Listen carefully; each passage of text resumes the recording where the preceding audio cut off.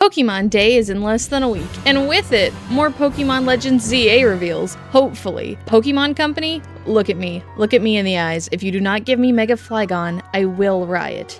Anyway, I've still got 4 more Mega Eeveelutions to do before then, so that way, in case they turn out to be real, I can say I did it first. Today's unfortunate Pokemon, I mean lucky contestants, are Sylveon, Flareon, Jolteon, and Vaporeon. If you're looking for the other Eeveelutions, you can go see my part 1. These Pokemon are put in order from my personal least favorite to my personal fave, but let me know down in the comments which ones you like the most. Starting with Sylveon. So, Sylveon's my least favorite because let's just say I felt very creatively bankrupt at this point. It's the first one in the video, but the last one of this set that I actually designed. And what do you do with a dog with ribbons? Give it more ribbons? Give it more dog? I don't know. So I ended up doing neither. I went with more of like a prize-winning sort of show dog princess look, I think. I ended up giving the Sylveon a tiara with little bows on it. I made all of the bows bigger, and I made the ribbons connect to the tail bow, so it'd look more like a parade float with streamers on it. Ultimately, I kind of wish I had put Sylveon in a purse and made it like a little purse princess dog. You know the ones I'm talking about. So cute, definitely fits a certain kind of vibe that I think this Sylveon ended up with. But other than that, I didn't really change too much, and I wish I could have thought of something a little bit better in the end. But maybe Valere can save it with some fancy animations. If not, it is solely my fault for how poor this design turned out. Without further ado, here is Mega Sylveon. And they did. Oh my gosh, it looks so much better than just a still drawing. Thank you so much.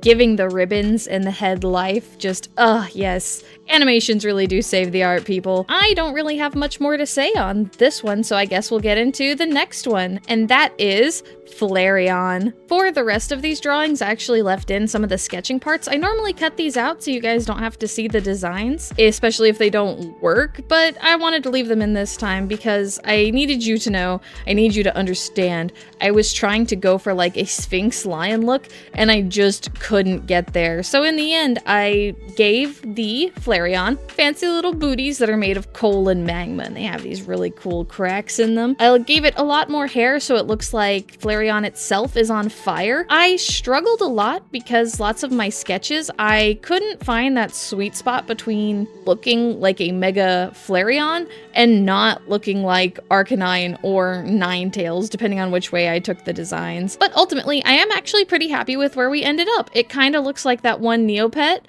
I can't remember the name of, but I'll put it on screen here for those of you who know. You can tell me in the comments. But yeah, the design ended up being a little more on the simplistic side, but sometimes you don't need to add a lot to make a design look good. And I think this ended up in a nice sweet spot of looking good and still being recognizable as a Flareon without any other Pokemon influences. From here, we can send it over to Valere for some animations. Without further ado, I present to you Mega Flareon. Once again, Valere comes in clutch, giving this thing just so much life and personality. I think it turned out really great, even if it is on the simpler side. I love the feet, I love the hair on the back, and the flames of the ears kind of look like candles. I think it works really well. And from here, we will move on to Jolteon. Now, Jolteon, I had this idea of like giving its neck more fluff, more cloud, and then having these lightning bolts coming off all over from its head and neck, but I ended up looking a little bit too much like the legendary beasts, so ultimately I decided to have lightning bolts coming more from the feet and the head, like antlers, and giving jagged teeth. However, when I was doing that design, it ended up kind of looking more like a mythical jackalope sort of animal and less like a dog. So I removed the teeth, changed the posing a bit, but I ended up keeping the antlers and the feet lightning bolts because I really like how they look. I changed the posing a bit to give it more of a energetic look because it's an electric Pokemon, and I think that turned out really, really well. It comes across very nicely, and it just was nice and clean for the cut up for animation. As a kid, playing through Pokemon Fire Red, this was one of my favorites. I even spent a ton of time breeding to have more Eevees, and this is the first shiny I ever missed when breeding these Pokemon. I found a shiny Eevee and I was like, it's sick, it needs to go away, and I set it in the box, and I don't have that cartridge anymore. In fact, my cousin does. Nothing but regret there, am I right, folks? Without further ado, I give you Mega Jolteon. Hopefully it's clear to see why this one is my second favorite of the batch. Ooh, look at its little butt wiggles, the lightning strikes. It looks so good and so clean. Valere has outdone themselves this time. It just looks wonderful. I could see this in a game. Maybe not a Pokemon game, but in a game for sure.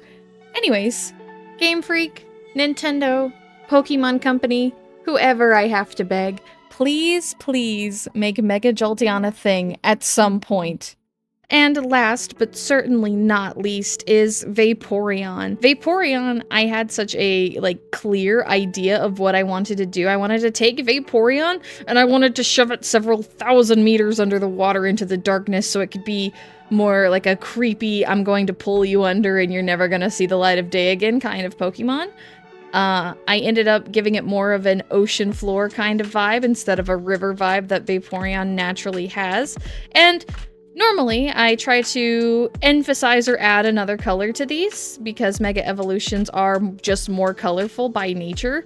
They add a lot, but Vaporeon already has like a really solid dark blue, light blue, yellow coloration to it, so I ended up keeping those three colors and just giving the yellow more of a pop. I made more of it yellow. I took the different kinds of webbing designs that Vaporeon has and expanded them tenfold. All of the webbing is connected to Vaporeon via these coral-like structures that's growing all over its body. Instead of them just being fins, I kind of wanted to make them like excessive floor growth. This Vaporeon is its own ecosystem at the bottom of the depths of the ocean, and you're coming with it, baby. So the idea came from that video of the anglerfish that came out recently, the one that's trying to reach for the skies. Inspirational and definitely an influence on this piece. Something, and for some of you, the pits at the bottom have opened up or something like that. I'm sure that's how it goes, right? But hopefully it shows that this is clearly just the best one of the batch. It's my favorite. And let me know if it's your favorite too. I'm curious. And from here, I can send it off to Valere for the animation part. Without further ado, I give to you Mega Vaporeon. As usual, Valere has knocked it out of the park. Look at this thing. Look at it move. Look how creepy its eyes are. It's so innocent and cute. Come get close to pet it. And oh, there you go to the bottom of the ocean. Oh, so good. I love how these designs turned out. I think this is my favorite set of Pokemon redesigns I've done so far. Let me know what you think in the comments down below. And I will see you all at the next phase of the moon. Good night and goodbye.